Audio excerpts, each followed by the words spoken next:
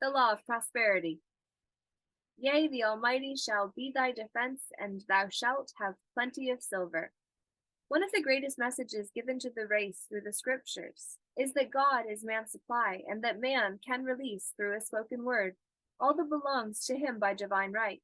He must, however, have perfect faith in his spoken word. Isaiah said, "My word shall not return unto me void, but shall accomplish that whereunto it is sent."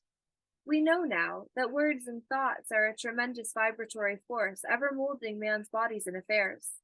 A woman came to me in great distress and said she was to be sued on the 15th of the month for $3,000. She knew no way of getting the money and was in despair. I told her God was her supply, and that there is a supply for every demand. So I spoke the word. I gave thanks that the woman would receive $3,000 at the right time in the right way. I told her she must have perfect faith and act her perfect faith. The 15th came, but no money had materialized. She called me on the phone and asked what she was to do. I replied, "It is Saturday, so they won't sue you today. Your part is to act rich, thereby showing perfect faith that you will receive it by Monday." She asked me to lunch with her to keep her courage. When I joined her at the restaurant, I said, "This is no time to economize. Order an expensive luncheon. Act as if you already received the $3,000. All things whatsoever ye ask in prayer, believing, ye shall receive." You must act as if you had already received.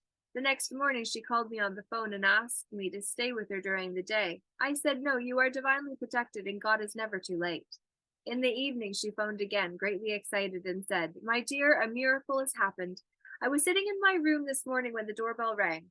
I said to the maid, 'Don't let anyone in.' The maid, however, looked out the window and said, 'It's your cousin with the long white beard.' So I said, 'Call him back. I would like to see him.' He was just turning the corner when he heard the maid's voice, and he came back. He talked for about an hour, and just as he was leaving, he said, 'Oh, by the way, how are finances?' I told him I needed the money, and he said, 'Why, my dear, I will give you $3,000 the first of the month.' I didn't like to tell him I was going to be sued. What shall I do? I won't receive it till the first of the month, and I must have it tomorrow. I said, 'I'll keep on treating.' I said, 'Spirit is never too late. I give thanks she has received the money on the invisible plane, and that it manifests on time.'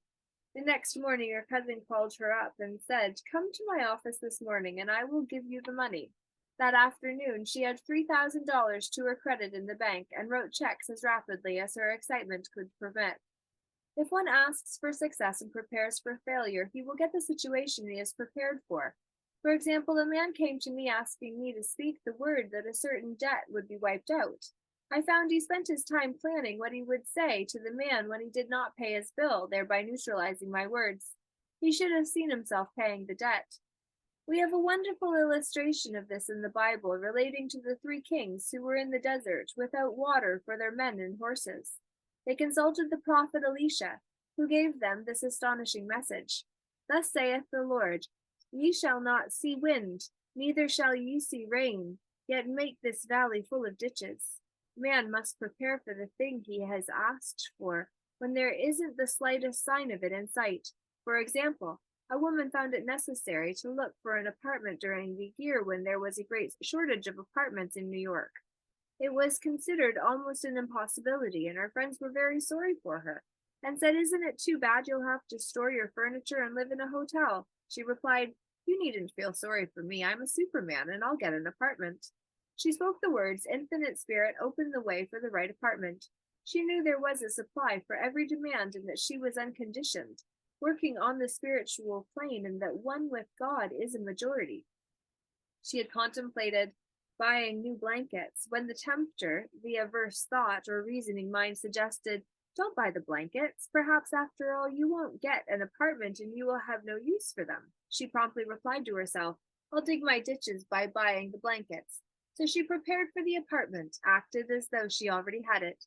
She found one in a miraculous way, and it was given to her although there were over 200 other applicants. The blankets showed active faith. It is needless to say that the ditches dug by the three kings in the desert were filled to overflowing. Read 2 Kings. Getting into the spiritual swing of things is no easy matter for the average person. The adverse thoughts of doubt and fear surge from the subconscious. They are the army of the aliens, which must be put to flight. This explains why it is so often darkest before the dawn. A big demonstration is usually preceded by tormenting thoughts. Having made a statement of high spiritual truth, one challenges the old beliefs in the subconscious, and error is exposed to be put out. This is the time when one must make his affirmations of truth repeatedly, and rejoice and give thanks that he has already received. Before ye call, I shall answer. This means that every good and perfect gift is already man's, awaiting his recognition. Man can only receive what he sees himself receiving. The children of Israel were told that they could have all the land they could see. This is true for every man. He has only the land within his own mental vision. Every great work, every big accomplishment has been brought into manifestation through holding to the vision. And often just before the big achievement comes apparent failure and discouragement. The children of Israel, when they reached the promised land, were afraid to go in, for they said it was filled with giants who made them feel like grasshoppers. And there we saw the giants, and we were in our own sight as grasshoppers. This is almost every man's experience. However, the one who knows spiritual law is undisturbed by appearance and rejoices while he is yet in captivity. That is, he holds to his vision and gives thanks that the end is accomplished, he has received. Jesus Christ gave a wonderful example of this. He said to his disciples, Say not ye, there are yet 4 months, and then cometh the harvest? Behold, I say unto you, lift up your eyes and look on the fields, for they are ripe already to harvest. His clear vision pierced the world of matter, and he saw clearly the fourth-dimensional world, things as they really are, perfect and complete in divine mind.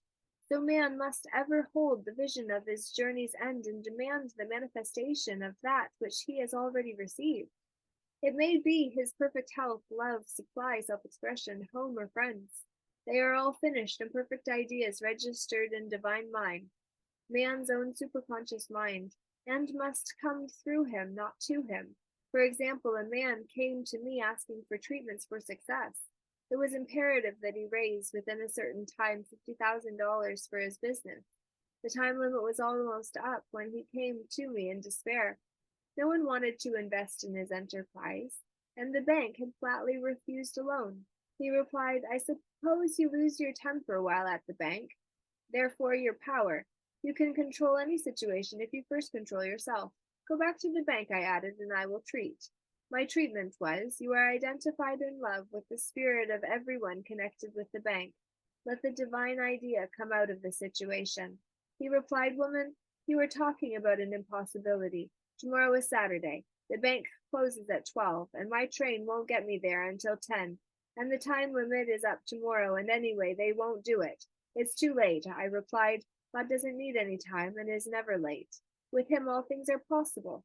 I added, I don't know anything about business, but I know all about God. He replied, It all sounds fine when I sit here listening to you, but when I go out there, it's terrible. He lived in a distant city, and I did not hear from him for a week. Then came a letter. It read, You were right. I raised the money, and will never again doubt the truth of all that you told me. I saw him a few weeks later, and I said, What happened? You evidently had plenty of time after all, he replied. My train was late, and I got there just 15 minutes to 12. I walked into the bank quietly and said I have come for the loan, and they gave it to me without a question. It was the last 15 minutes of the time allotted to him, and Infinite Spirit was not too late. In this instance, the man could never have demonstrated alone. He needed someone to help him hold to the vision. This is what one man can do for another. Jesus Christ knew the truth of this when he said, If 2 of you shall agree on earth as touching anything that they shall ask, it shall be done for them of my Father, which is in heaven. One gets too close to his own affairs and becomes doubtful and fearful. The friend or healer sees clearly the success, health, or prosperity and never wavers because he is not close to the situation. It is much easier to demonstrate for someone else than for oneself. So a person should not hesitate to ask for help if he feels himself wavering. A keen observer of life once said, No man can fail. If some one person sees himself successful, such is the power of the vision, and many a great man has owed his success to a wife or sister, or a friend who believed in him and held, without wavering, to the perfect pattern.